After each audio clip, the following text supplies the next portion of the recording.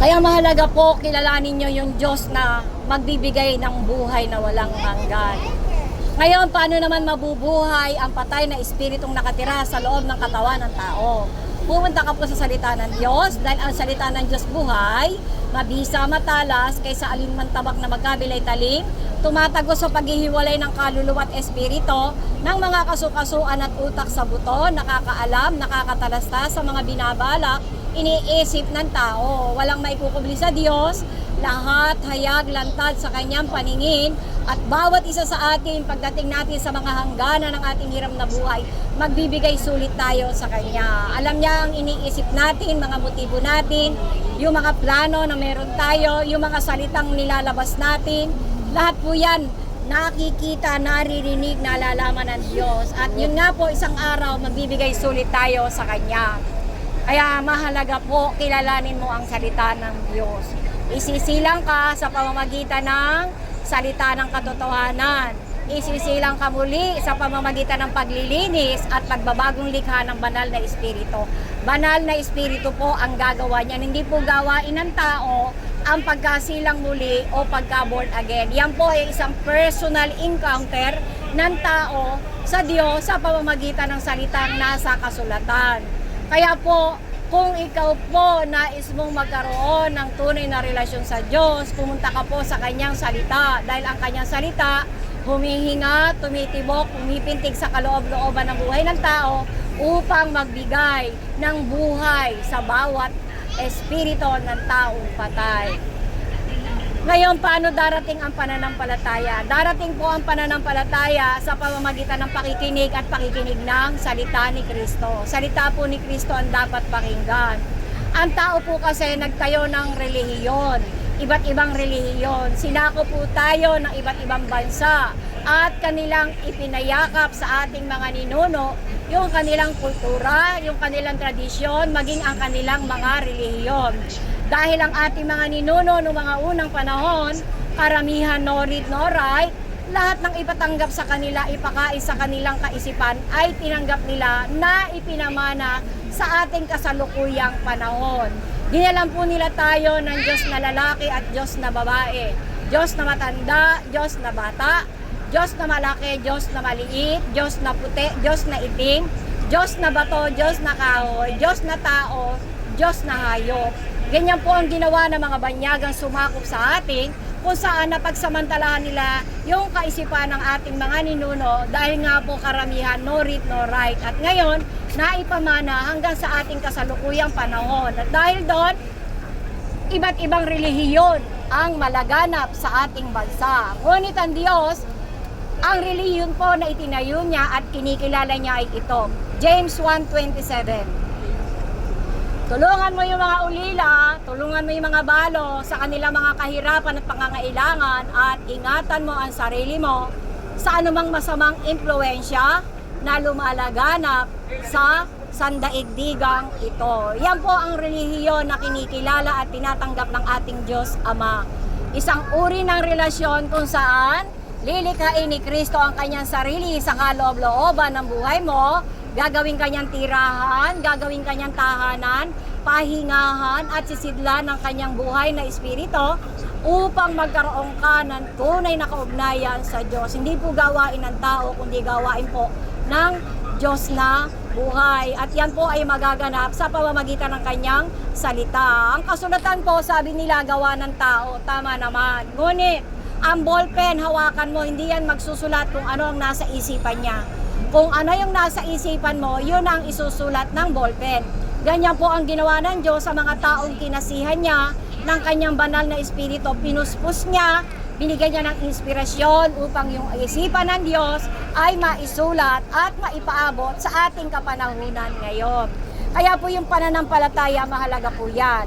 Ang Diyos po hindi mamimilit kung ayaw siyang sampalatayanan ng isang tao. Kung ayaw mo, huwag mo. Yan po ang ating Diyos. Ngunit, tandaan po ng bawat isa kapag hindi siya sumampalataya sa ginawang kadakilaan ng Diyos para sa kanyang katubusan, sino magbabayad ng mga utang niyang kasalanan habang nabubuhay siya sa daigdig na ito kapag dumating na siya sa hangganan ng kanyang hiram na buhay.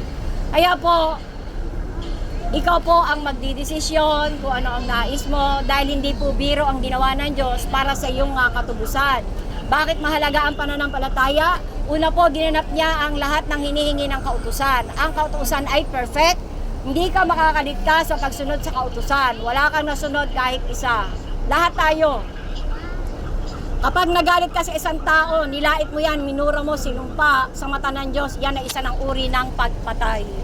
Kaya lahat po tayo, mga mamamatay tao, physical man siya o spiritual.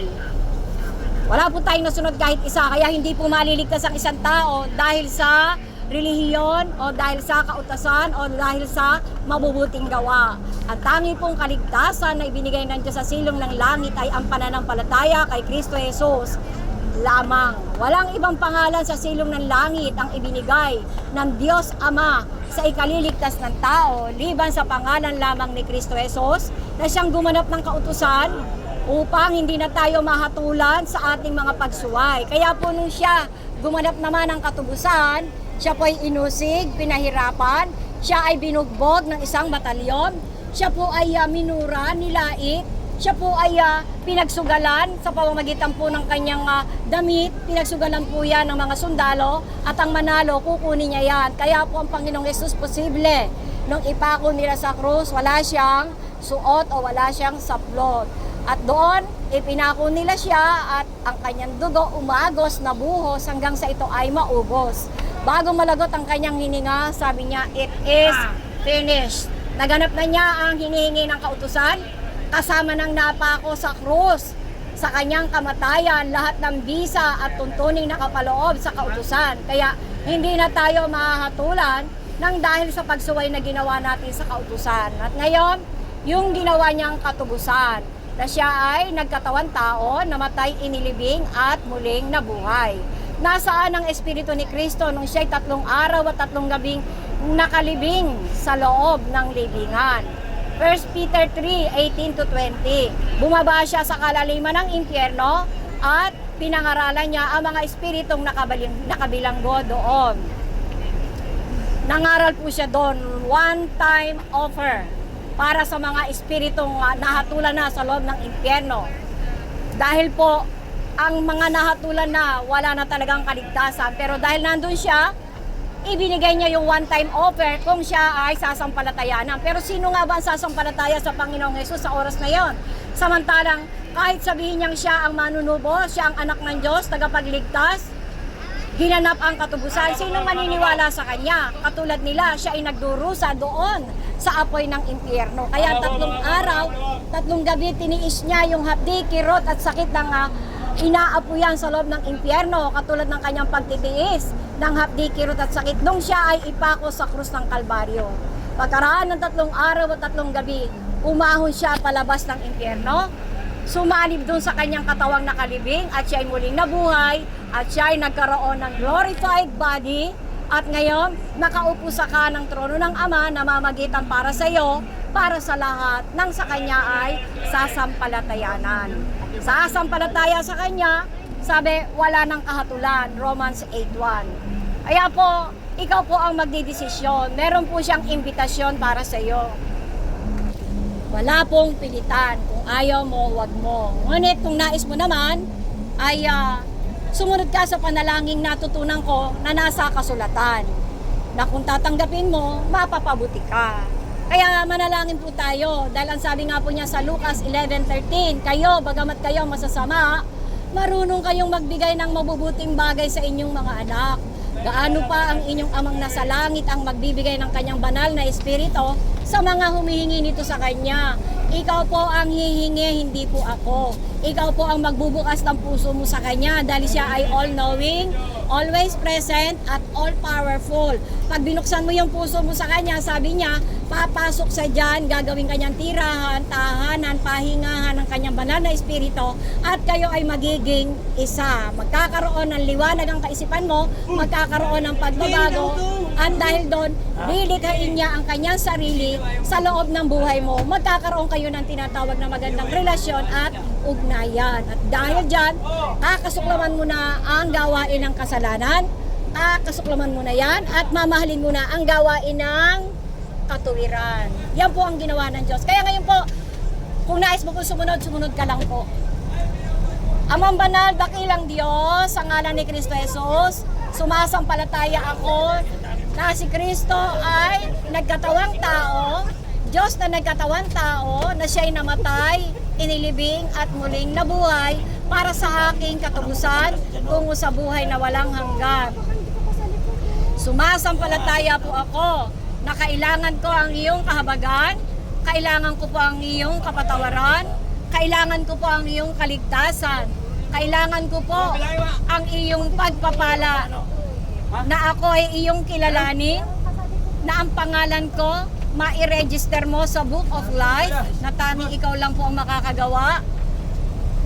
Isulat mo po, i-register mo po ang pangalan ko sa Book of Life upang pagdating po ng hangganan ng aking hiram na buhay, mayroon akong buhay na walang hanggan sa piling mo.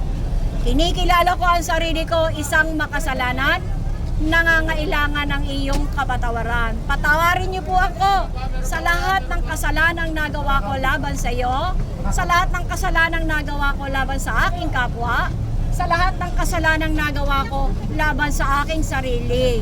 Ako po ay hugasan mo, linisin ang buhay, dalisay at makapangyarihang dugo ni Kristo Jesus na nabuho sa krus ng Kalbaryo, upang si Kristo na po ang makita mo sa loob ng buhay ko at hindi na po ang aking mga karumihan at mga kasalanan. Maraming salamat po sa pagpapala mong mabatid ko at maunawaan ang gospel ng kaligtasan. Ngayon po, binubuksan ko sa iyo ang aking puso. Halika po, pumasok ka, pagharian mo ako, pagyamanin, sakupin, paunlarin, ingatan ang iyong pag-ibig at katotohanan, turuan upang bilangin ko lahat ng araw at oras ng aking buhay sa daigdig na ito, at gabayan niyo po ako ng iyong liwanag at katotohanan upang magkaroon ng katuparan ang plano at layunin mo sa buhay ko. Ipinapahayag ko po mula ngayon hanggang sa huling hininga ng aking buhay, ikaw na po ang aking Diyos, ikaw na po ang hari ng buhay ko, ikaw na po ang Panginoon na masusunod, gagabay, papatnubay, sasaway, magbibigay direksyon at inspirasyon sa akin tungo sa kaligtasan sa buhay na walang hanggan. Maraming salamat po, Ama, sa pagpapala mo sa akin. Angkinin niyo po lahat ng kapurihan sa kataas-taasan at kamahal-mahalang pangalan ni Kristo Jesus sa pakikiisa ng banal na Espiritu. Amen. Ang tawag po dyan sa ginawa mo ay pagsusuko ng buhay sa Diyos na buhay, sa Diyos na nakakita sa lahat-lahat ng iyong kaisipan, damdamin at kalooban. Kumakain ka po ng 3 beses hanggang 7 beses isang araw para ikaw ay lumakas, ikaw ay sumigla, ikaw po ay lumusog. Ang espiritu na nakatira sa loob ng katawan mo, kailangan din po niyang lumakas, lumago sa pananampalataya kay Kristo, lumakas upang magkaroon ng kapangyarihan labanan ang gawain ng kasamaan at kadiliman. Kaya po pupunta ka sa salita ng Diyos. Mayroon pong mga Bible application sa Google Play.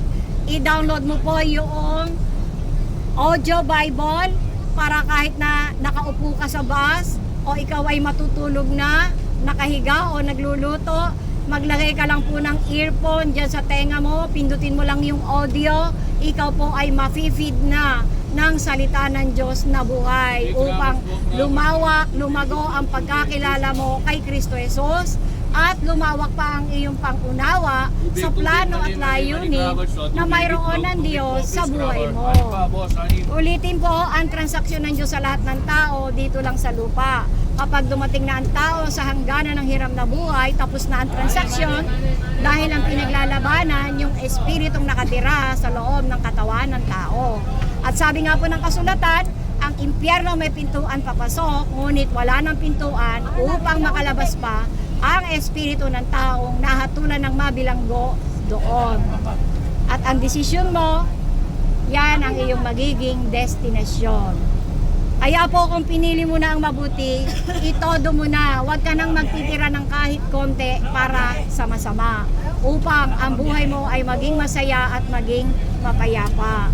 Tandaan niyo po ang kapayapaan, kahit yung pinakamayaman, bilyonaryo o trilyonaryo, hindi niya kayang bumili niyan. Ngunit ibibigay lang yan ng Diyos sa iyo dahil mahal ka niya, mahal niya ang tao. Kaya po, napakahalaga po, saliksin niyo ang kasulatan, pagpalain po kayo ng Diyos sa naging desisyon mo na siya ay kilalanin at sampalatayanan. Manalangin po ako para sa inyo. Ama namin banal, dakilang Diyos ang ngalan ni Kristo Jesus, tinataas ko po ang bawat pasahero na nakarinig ng iyong buhay na salita. Ibaon mo po ito ng malalim sa bawat puso't kaisipan. Ikaw po ang mag-ingat ng iyong pag-ibig at katotohanan. Anumang karanasan, hindi kayang pawiin, hindi kayang bunutin dahil ikaw ang Diyos na nagbaon sa kaloob-looban ng kanilang mga buhay. Gagabay, papatnubay, sasaway, magbibigay direksyon at inspirasyon, magbibigay sa kanila ng divine revelation, divine intervention, divine interpretation, lahat ng divine.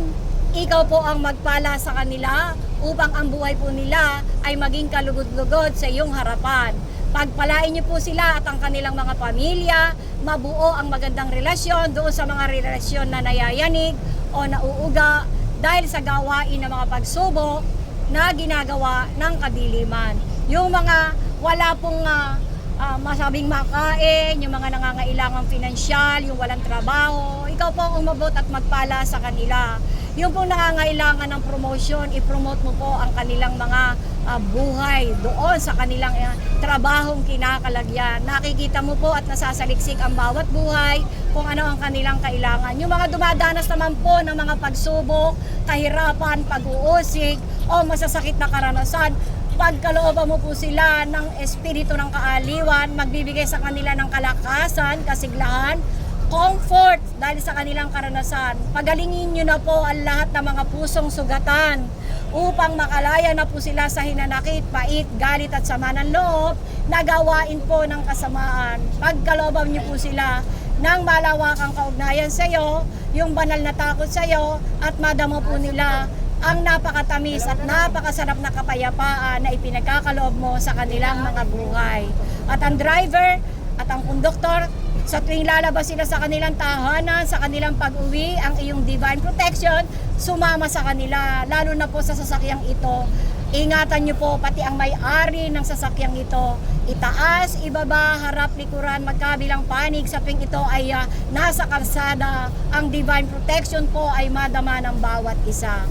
Kaya po, sa iyo ko po itinataas ang bawat buhay. Pagkalooban niyo po sila ng iyong nagniningning na kaisipan, ng iyong nagniningning na karunungan, nagniningning na kaunawaan, upang ang buhay nila ay maging matagumpay at malabanan nila lahat ng mga pandaraya, lahat ng mga kasinungalingan at kasamaan na gawain ng kadiliman. Magliwanag ka po at magningning sa kanilang lahat. Angkinin mo po lahat ng kapurihan, karangalan at kaluwalhatian sa kataas-taasang pangalan ni Kristo Jesus, sa pakikiisa ng banal na Espiritu. Amen. Minsan lang po tayo mabubuhay. Pinili mo na ang mabuti, itodo mo na. Huwag nang magtitira pa ng kahit konti para sa masama. Pamilya mo, mahalin mo. Minsan lang mabubuhay, itodo mo na. Gawin mong isa kang ipinagmamalaki ng pamilya mo dahil ikaw ay isang mabuting ama o mabuting ina o ikaw ay isang mabuting anak. Pagpalain po kayo lahat ng Diyos na buhay. Siya na po ang bahala sa inyo. Hindi niya kayo iiwan, hindi niya kayo pababayaan. Pangako niya po yan. God bless po sa lahat. Sir driver, thank you ha. God bless po.